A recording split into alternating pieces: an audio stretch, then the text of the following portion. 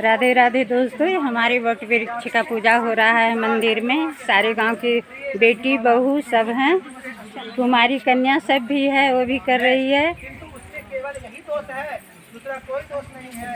सत्यवान आज से ठीक 1 वर्ष कर त्याग कर लेगा। राजकन्या सावित्री ने राजा से कहा, राजा लोग एक बार इधर ताको बेटा, थोड़ा ताको की साफ आवे। एक तरफ से यहाँ खा रहा है। हाँ, इसका पूरा फेस आया। हाँ, बेटी बहू बता दिए हैं, कुमारी कन्या सबको भी बता दिए हैं। कर्म द्वारा किया जाता है, इससे प्रत्येक कार्य मन को प्रमाण माना जाता है, अर्थात मन में विरुद्ध कार्य नहीं किया जाता है। नारद जी कहते हैं, हे राजन, यदि आपको भी हो तो आपकी पुत्री सावित्री का कन्यादान निर्विघ्नता के साथ सिद्ध कर डालिए। ऐसा कहकर के नारद जी आकाश मार्ग से परलोक चले गए। इसके बाद राजा ने भी ब्राह्मणों के द्वारा पुत्री सावित्री का विवाह संबंधी सभी कार्य संपन्न किया और कन्वंगी सावित्री भी मनोविलासी थी। उस सत्यवान को पति को पाकर के ऐसी प्रसन्न हुई जैसे कोई पुण्यवान पुरुष स्वर्ग को पाकर के प्रसन्न होता है। पुनः शिव जी पार्वती से कहते हैं, हे पार्वती, इस प्रकार उस आश्रम में उस समय रहते हुए उन सावित्री और सत्यवान को कुछ समय व्यतीत हुआ। उस समय केवल एक भार्या सावित्री ही ऐसी थी जिसके चित्त में रात दिन जो नारद की कही गई बात थी उसे याद बनी रहती थी। उसके बाद बहुत देर बीत जाने के बाद वह समय मरण काल आ गया जिसमें सत्यवान को मरना था।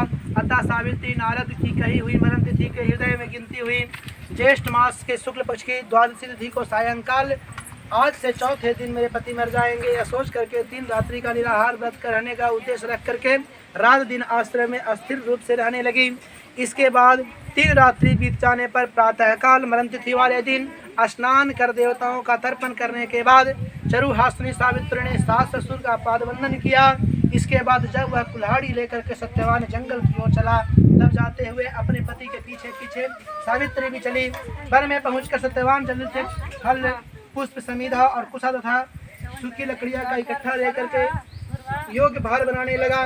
लकड़ियों को काटते काटते उसके सिर में पीड़ा होने लगी, जिससे उस कार्य को छोड़ करके बट वृक्ष के एक शाखा का सहारा लेकर के सावित्री से कहने लगा, हे सुंदरी, सिर की वेदना मुझे दुख दे रही है, अतः मैं तुम्हारे गोल क्षण भर सोना चाहता हूँ।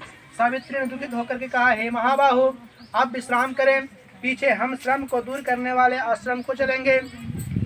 ऐसे ही पृथ्वी पर बैठी हुई सावित्री ने सत्यवान के सिर को अपनी गोद में रखा। वैसे ही उसने कृष्ण मिश्रित पिंगल वर्ण वाले करीटीधारी पीत वस्त्र पहने हुए साक्षात सूर्य के समान उदित हुए पुरुष को देखा। उसे देखकर सावित्री प्रणाम कर मधुर वचनों से उसे कहने लगी, आप देवताओं अथवा दैत्यों में से कौन हैं जो मुझे धर्म से अच्युत कर रहे हैं? मुझे अपने धर्म से अच्युत करने के लिए कोई सामर्थ्य नहीं रखता, क्योंकि हे पुरुष श्रेष्ठ, मुझे का पूजा हो रहा है। देखिए सारे गांव की बहू यमराज ने कहा, मैं सब प्राणियों के लिए कर भयंकर और कर्मानुसार उनका उचित दंड देने वाला यम हूँ। तो हे पार्वती पतिव्रता सावित्री, समीप में पड़े हुए तुम्हारे इस पति की आयु समाप्त हो गई है, इसे यमदूत पकड़कर नहीं ले जा सकते, इसलिए मैं स्वयं आया हूँ। ऐसा कहकर फांस को लिए हुए यमराज ने सत्यवान के शरीर में अंगुष्ठ मात्र शरीर वाले जीवात्मा पुरुष को बलपूर्वक निकाल लिए। इसके बाद पितृगण से सेवित यमपुरी के मार्ग की ओर चलना शुरू किया। तो बरोबर सावित्री ने उसके पीछे पीछे चली। यम ने पतिव्रता होने के नाते चलने में न थकती हुई उससे कहा कि हे सावित्री,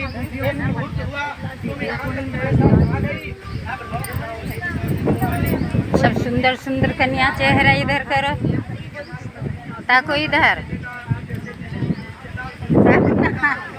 कोई ताकते नहीं, ताक सब ताक। सज्जनों की सहारा एकमात्र सज्जन ही है, दूसरा नहीं। इधर से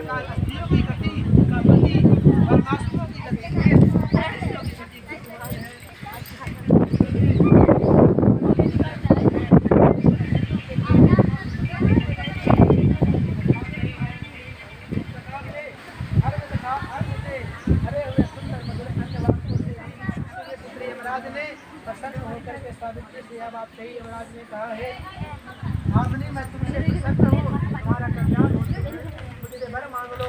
उस सावित्री ने विनय से सिर झुका करके पूजा हो रहा है, कथा हो रहा है। अब हम और अपने स्टार्ट करते हैं। लिए देखने सत्य दिखाने के लिए साथ साथ पुनः राज्य अपने पिता के लिए